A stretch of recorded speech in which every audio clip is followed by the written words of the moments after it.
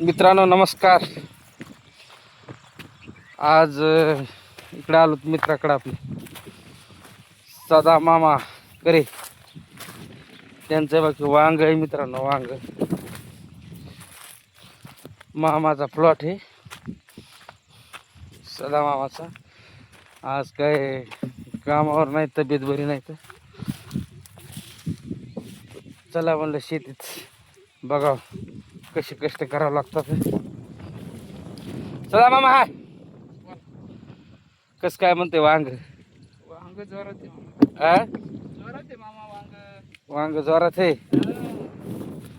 ते मित्रांनो माझे मित्र तुम्हाला माहितीच येतं.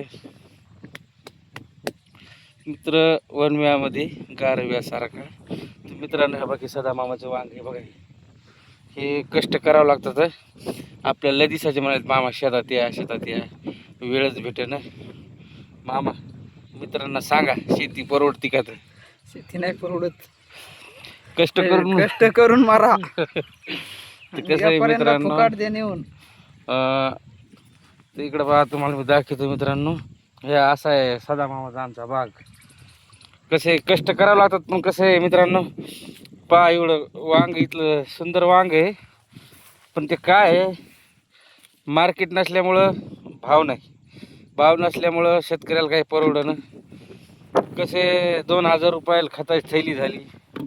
फवारणी किती दिवशी फवारणी करता मामा? 3 हजाराच्या पुढे एक फवारणी होती.